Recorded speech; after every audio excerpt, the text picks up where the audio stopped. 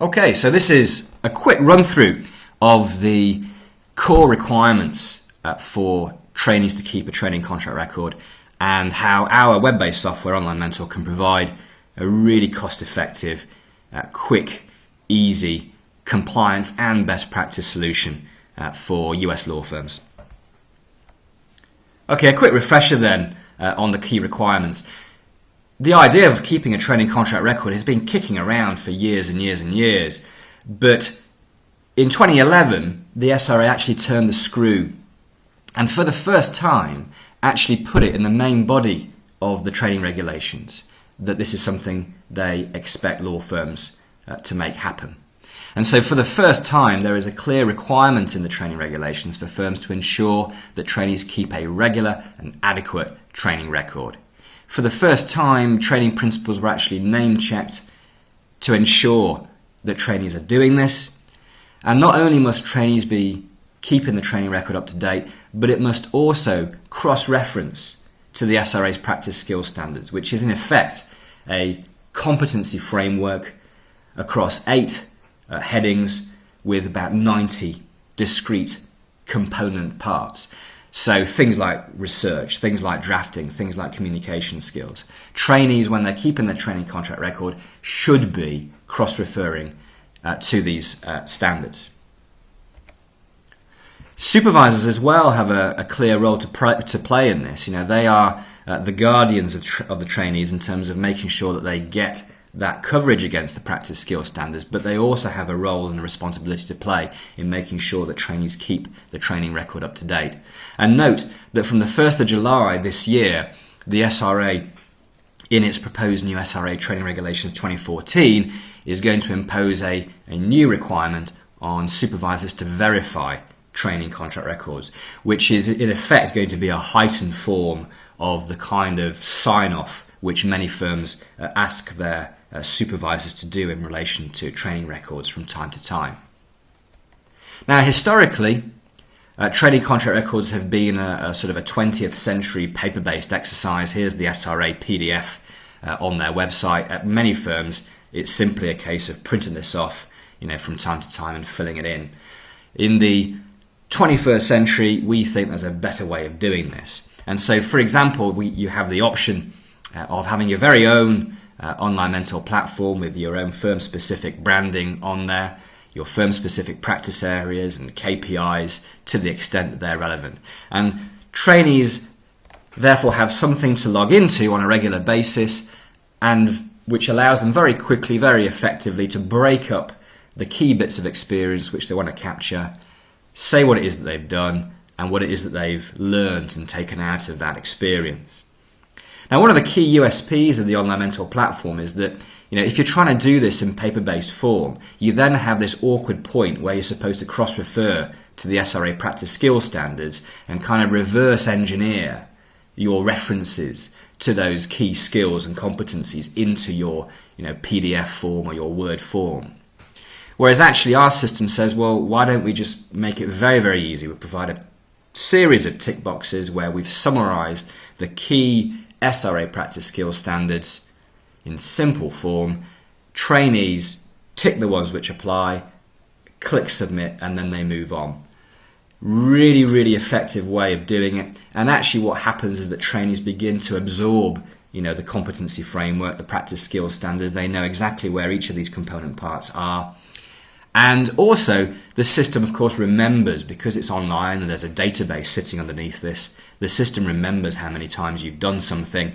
And over time, the data begins to aggregate, and these numbers will start giving the trainees feedback on where it is that their experience, their coverage is perhaps a little bit low relative to others. And this enables them effectively to sort of self-assess, self-diagnose, and where there are areas of concern, they can then bring these forward to the supervisor and say, look, based upon what I'm seeing in my training record, I'm a little bit light on, drafting skills this last few months.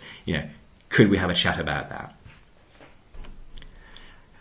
In addition, trainees, when they're capturing their experience, can peg it against particular practice areas. With our off-the-shelf platform, this is the Legal 500 practice areas. With our dedicated firm-specific platforms. We can put in whatever practice areas you want. And this actually is really useful for trainees to peg their experience against particular areas of practice. It effectively becomes a little bit like a CV builder. So if they come up to qualification and they're looking to pitch and prepare for a job interview in, let's say, capital markets, they can actually go back to their database, interrogate their training contract record with reference to the work that they've tagged in relation to capital markets or whatever it might be. Feedback from the trainees, this is an additional and very valuable component to the process. From your point of view as managers, gone are the days where you kind of have to walk the corridors and knock on doors to ask trainees how they're doing with their training contract records. You get provided with a portal where you can see in real time exactly where your trainees are at, the date they last created an entry. You can look at the headings, you can actually drill into their training contract record and see, what exactly they've been putting in. And likewise for supervisors. And this becomes, particularly in relation to supervisors, a very, very useful platform for review and conversations with trainees about how they're getting on. And by providing trainees with a platform which works and which actually encourages them to create activity, it provides an incentive for supervisors to actually log in and see what trainees are saying. And this links in with our online sign-off capability, because it's one thing giving trainees a platform, to create a training contract record online. It's another to actually get supervisors logging in themselves. And what we've created is a very, very simple user interface where supervisors log in, they select their trainee, they go to the bit at the top of their training contract record which says sign off. They insert the dates that they want to review and sign off. Clicking view entries then opens up all of that activity. They review it. If they have any comments, they can capture those comments and they click submit.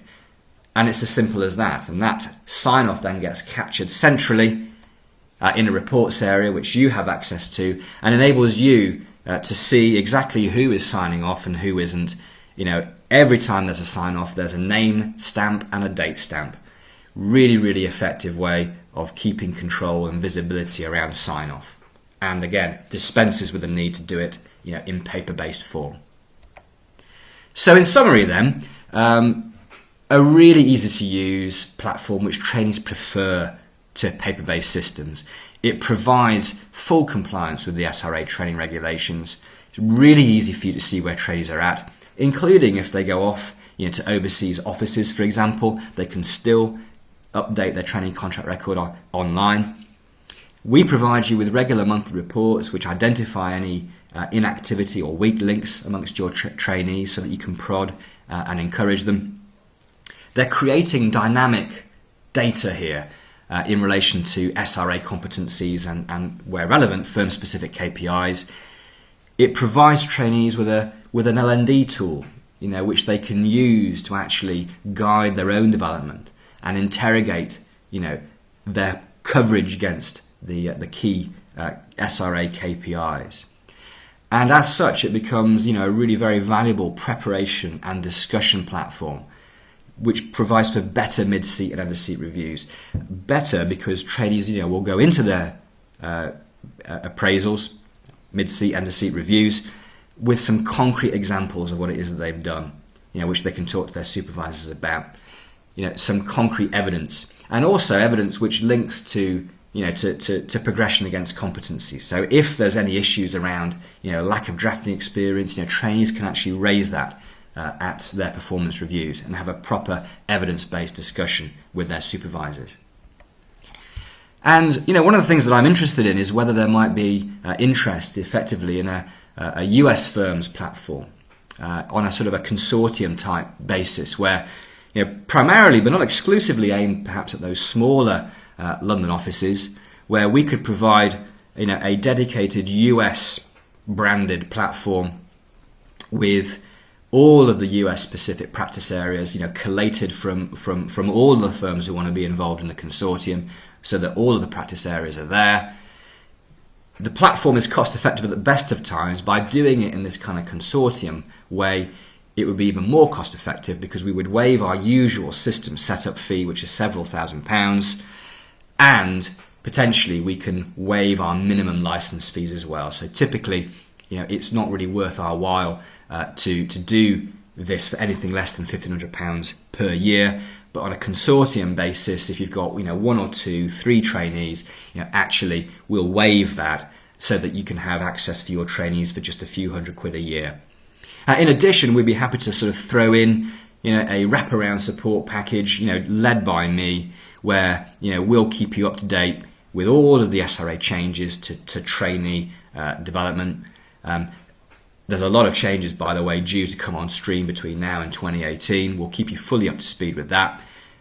Ad hoc advice on trainee development issues, and perhaps if the appetite is there, perhaps some workshops and seminars. I'd be happy to lead on those, focusing on learning and development issues. If any of that strikes a chord with you, then get in touch. Perhaps have a think, have a chat amongst yourselves, and just let me know. And based upon the level of interest, I can then put some concrete proposals together in terms of what we might do and what the costings might be. So yeah, I look forward to hearing from you.